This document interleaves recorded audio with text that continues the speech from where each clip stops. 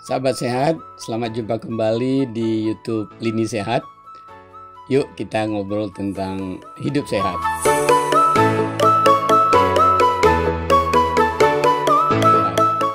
Salam kenal, saya Prof. Hardin. Pada episode kali ini, yang saya selalu dalam beberapa episode terakhir dan juga mendatang akan menjawab berbagai pertanyaan yang umum tampil di Google. Pada 5 episode yang lalu, dari pertanyaan kenapa diet, kalau diketik di dalam media yang saya utarakan tadi, itu ada muncul ada pertanyaan,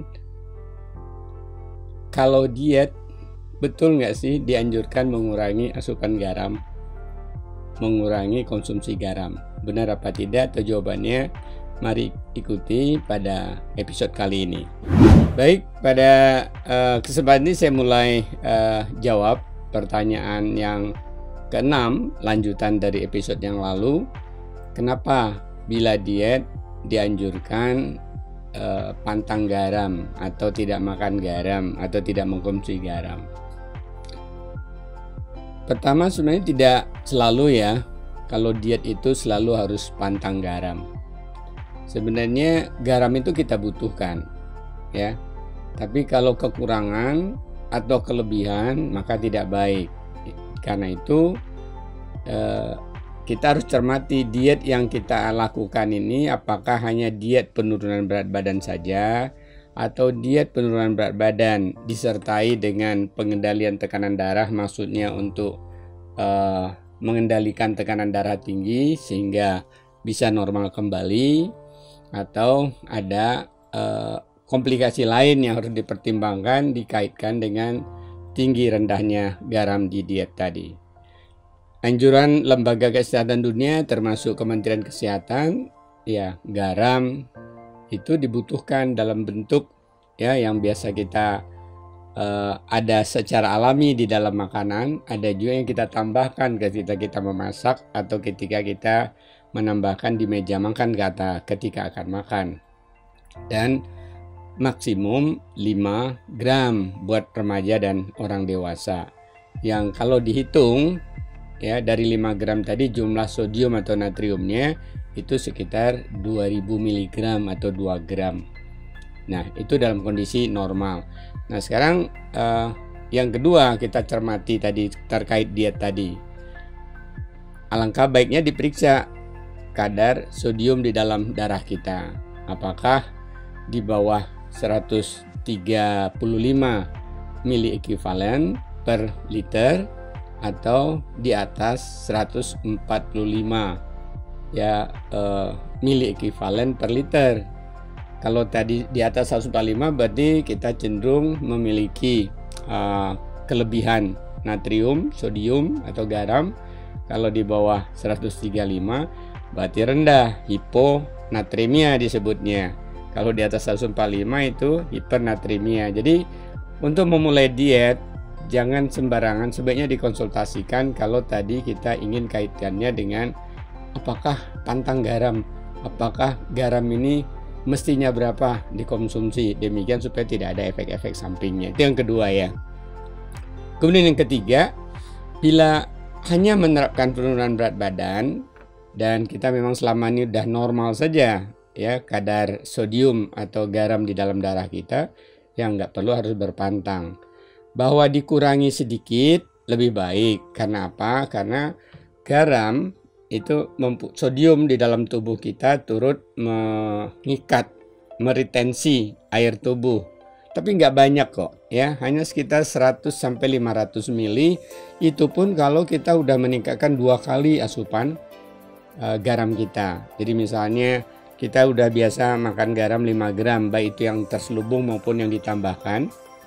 Kemudian kita tingkatkan jadi 10. Dalam penelitian kalau sampai 12 gram kita makan garam sehari total, itu hanya meningkatkan sampai sekitar 500 ml air tubuh yang terikat. Setengah kilogram kadang-kadang itu hanya kesalahan menimbang ya, jadi nggak usah terlalu hirau. Yang penting kadar sodium di darah kita normal, itu yang paling penting ya. Jangan sampai nanti kita kurangi atau pantang sama sekali garam, tinggal yang ada implisit, ada terselubung di dalam makanan, dan ternyata kita jadi hipo natremia, bisa kejang, bisa pingsan dan lain sebagainya. Kemudian yang keempat, bila disertai dengan upaya pengendalian tekanan darah, misalnya ini ada cenderung nih tekanan darah kok selalu di atas 120, 135 ya, sistolik angka bagian atasnya, ya langkah baiknya sambil tadi diet pengendalian berat badan juga disertai dengan mengurangi, katakanlah di dalam DASH diet yang dikembangkan di Amerika secara bukti-bukti klinik yang luar biasa di sana, itu dianjurkan 1200 mg sodium. Jadi artinya dikurangi hampir separohnya. Jadi kalau tadi 5 gram dikurangi menjadi 3 gram atau 2,5 gram. Sekaligus kita berupaya untuk menurunkan adanya gejala tekanan darah tinggi di atas 110, 120 ya. Meskipun itu normal itu bahkan 135 yang dianggap prehipertensi gitu ya. Jadi itu yang keempat perlu diperhatikan. Kemudian yang kelima tentunya perlu diperhatikan tergantung jenis-jenis makanan yang dimasukkan dalam diet kita sehari-hari. Kalau masih banyak pangan olahan, dan pangan olahan ini biasanya banyak natrium, garam yang terselubung, jadi rajin-rajinlah baca label. Ada sodium, ada natrium, berarti kita bisa memperkirakan kalau makan segini udah berapa dari label sana. Bisa juga makanan tuh kan nggak di label ya, banyak yang kita jajan atau kita beli melalui restoran secara online di masa pandemik. Jadi itu juga ketajaman kita lah merasakan. Kalau rasanya asin jangan dimakan banyak-banyak ya, atau ketika memesannya diminta garamnya dibatasi begitu ya. Kemudian yang keenam ya, bisa jadi yang menganjurkan diet tadi supaya mengurangi garam, bukan pantang garam ya, mengurangi garam, asupan garam itu sebagai siasat ya, karena kalau makanan tadi rendah garam atau nggak ditambahkan garam, adanya yang hanya alami, maka itu secara otomatis strategi untuk kita nggak mau makan banyak karena jadi nggak enak kan. Jadi kalau makan tadi nggak ada enaknya di lidah karena enak asin tadi, maka kita jadi nggak akan menghabiskan makanan tadi. Biasanya habis 1 piring, ini sepertiga piring rasanya sudah nggak mau melanjutkan. Jadi itu bisa jadi siasat ya. Tapi hati-hati jangan sampai terjadi hiponatremia ya. Itu nggak baik nanti bagi kesehatan. Karena itu lagi-lagi konsultasi kepada dietitian, nutritionist itu jadi penting. Kemudian isu bahwa kalau garam ketika diet ini tidak kurangi nanti sulit menurunkan berat badan karena air jadi tingkat. Memang tubuh kita banyak air ya, 2/3 tubuh kita adalah air. Bayangkan kalau 50 kg berat badan seseorang, 35 kg-nya air. Tapi tadi dengan kita normal saja asupan garamnya 5 gram sehari tambahannya, dengan yang implisit di dalam itu hanya sekitar 100 mili ya, yang sampai 200 mili yang terikat tadi. Kecuali kalau kita double, dan itu nggak baik, tidak dianjurkan ya.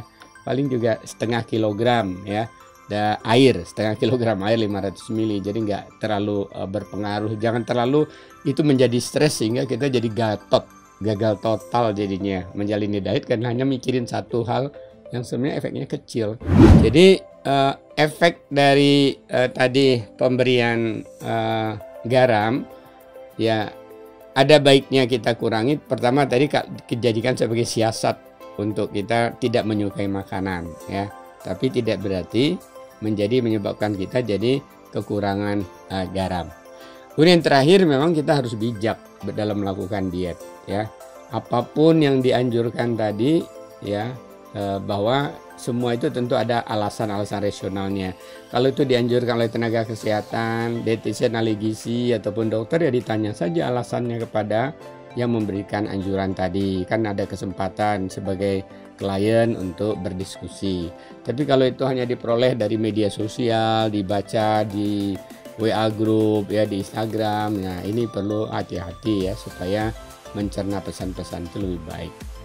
Jadi itulah beberapa hal yang saya bahas dalam kaitannya menjawab pertanyaan apakah memang kalau diet itu harus disertai dengan mengurangi asupan garam.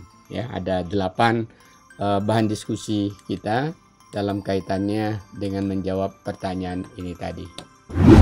Terima kasih banyak atas subscribe dan juga atas perhatian dan juga sharingnya kepada teman-teman. Tentunya kami berterima kasih kalau informasi-informasi gizi, pangan, kesehatan, gaya hidup sehat ini bisa di-share ke sejawat-sejawat, sahabat-sahabat teman sehat yang lain. Terima kasih, sampai jumpa di kesempatan mendatang.